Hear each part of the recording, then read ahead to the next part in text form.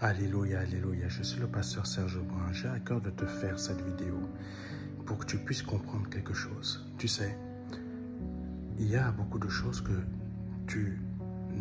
peut-être que tu n'arrives pas à comprendre parce qu'on ne te les explique pas clairement. Tu sais, l'Église n'est pas faite pour que tu sois riche. L'Église n'est pas faite pour que tu sois, pour t'apprendre à être une personne riche. Ce n'est pas le but de l'Église. Le but de l'Église, c'est de t'enseigner afin de pouvoir être une personne qui devienne à l'image de Dieu, mais chaque jour, chaque jour, chaque jour, chaque jour. Et l'Église a pour but, comme je vais te le dire là, de t'emmener à ne plus avoir d'idole dans ton cœur. J'ai déjà parlé de cela plusieurs fois, mais j'ai à cœur de t'en parler de nouveau. Dans un roi, on voit la vie de Salomon. On voit comment il réussit, comment il prospère, comment il multiplie. Mais beaucoup ne t'expliquent pas pourquoi tu ne prospères pas, pourquoi tu ne multiplies pas. Parce que Salomon était dans la droiture de Dieu. C'est de la sanctification. Il faut que tu le comprennes. C'est parce que tu n'es pas dans la sanctification que tu ne prospères pas, que tu ne multiplies pas, que tu ne grandis pas. Et que tu ne seras peut-être pas sauvé. Écoute-moi bien. Parce que ce n'est pas simplement parce que tu donnes ta vie à Jésus-Christ que ça y est, les choses sont réglées. Comme certaines personnes ici en France veulent faire croire à d'autres. C'est des mensonges. Parce que à cause de beaucoup de personnes qui vous font croire des mensonges, que vous allez passer à côté du royaume des cieux. Après, c'est votre vie. Vous faites ce que vous voulez, c'est votre croix. Si vous voulez écouter, vous écoutez. Si vous voulez mettre des commentaires qui ne sont pas du tout la réalité, c'est votre choix aussi. Moi, je ne fais que vous dire. Après, c'est vous qui portez votre croix. Moi, je ne peux pas la porter à votre place, mais je vous avertis. Salomon a été dans la droiture de Dieu et sa descendance était assurée d'avoir toujours une personne sur le trône qui régnait sur tout Israël. Mais comme Salomon, ça on le voit dans un roi, au fur et à mesure des années, il a décidé d'avoir des femmes à gauche et à droite, mais d'autres nations. Il a fait ce que l'Éternel lui avait dit de ne jamais faire, c'est-à-dire ne vous mettez pas avec les Moabites, les Ammonites, etc. Parce que ce sont des personnes qui ont d'autres dieux et leurs femmes vont vous emmener à adorer leur Dieu. Et moi, qui suis ton Dieu, tu vas me mettre hors de ton cœur. Et ça n'a pas loupé. Salomon, c'est ce qu'il a fait. Il a eu de nombreuses femmes, il prenait des femmes de Pharaon, des femmes moabites, des femmes ammonites, etc. Et pour leur plaire, parce que quand tu épouses une femme, tu veux la plaire. C'est pour ça que la parole de Dieu dit dans le Nouveau Testament, de la part de l'apôtre Paul, que celui qui épouse une femme, quand vous êtes marié, vous allez, comment dire ça, pour pouvoir plaire à votre femme, vous allez plus rechercher vous allez avoir que des pensées du monde. En fait, vous allez être, principalement, vos pensées vont être préoccupées par les choses du monde. Pourquoi il dit cela?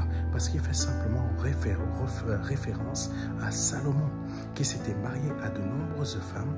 Et pour plaire à ces femmes, c'est quoi? C'est tout simplement, il a commencé à faire des statues de ses idoles dans des hauts lieux. Il a commencé à faire des sacrifices. C'est ça, en fait, vouloir plaire. Parce qu'on se marie, on veut vouloir plaire au monde. On aura plus de préoccupations du monde. Ça veut dire ça. Ça veut dire tout simplement que Salomon a laissé, au lieu de continuer avec l'Éternel et d'être dans la droiture, d'être dans les principes de Dieu. C'est ça la sanctification, mes frères et mes sœurs. Et toi qui me regardes pour la première fois, c'est ça, c'est être dans la droiture de Dieu. La droiture de Dieu est sur plusieurs thèmes. La sanctification, pardonne-moi, la sanctification est sur plusieurs thèmes. La droiture, l'honnêteté, pas de mensonge, pas d'impudicité, etc. Mais Salomon a décidé d'avoir et de laisser accès aux idoles dans son cœur et commencer à faire des sacrifices. Qu'est-ce que cela veut dire? Et c'est là que l'Éternel s'est retiré de lui. Et les promesses qu'il lui a faites, dans le sens où tu auras toujours, comme je l'ai dit à ton père David, un descendant sur le trône, je te retire cela, pas à toi parce que je t'ai fait la promesse, mais à ton fils. Ton fils ne régnera plus sur tout Israël, mais juste sur une seule tribu. Et je vais donner toutes les autres tribus à un autre. Est-ce que tu comprends?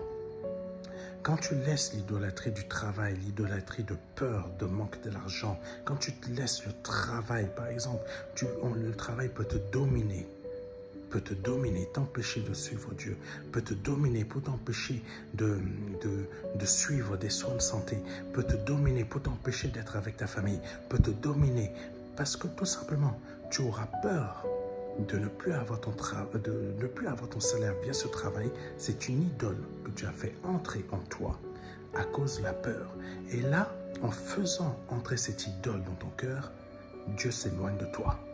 Et c'est là que tous les malheurs qui sont dans la parole de Dieu vont t'atteindre. Maladie, problèmes dans le couple, tes enfants qui vont être vrillés, tout un tas de problèmes. Parce que tout simplement, tu as laissé l'idolâtrie du travail entrer dans ton cœur parce que tu as peur de perdre ton travail. Tu as peur de ne plus avoir d'argent pour payer tes factures. Tandis que si tu refuses que le travail domine sur ta vie, tu laisses Dieu être Dieu dans ta vie et Dieu va créer la provision. Par toutes sortes de choses, par toutes sortes de moyens, Dieu va créer la provision. Parce que tu as montré à Dieu que tu ne laisses pas l'idolâtrie du travail envahir ton cœur, mais tu refuses de faire comme Salomon à la fin de sa vie, tu refuses de faire comme lui pour que Dieu soit toujours le premier en toi.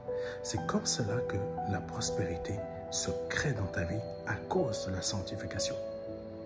J'espère que tu as compris. Ce n'est pas la dîme qui va créer la richesse dans ta vie. Ce n'est pas les offrandes. La dîme et les offrandes, c'est important dans le sens où l'œuvre de Dieu a besoin d'argent pour évoluer, pour avancer. Après, c'est un principe aussi. Plus tu donnes, plus tu vas recevoir. C'est une réalité, mon frère, ma soeur.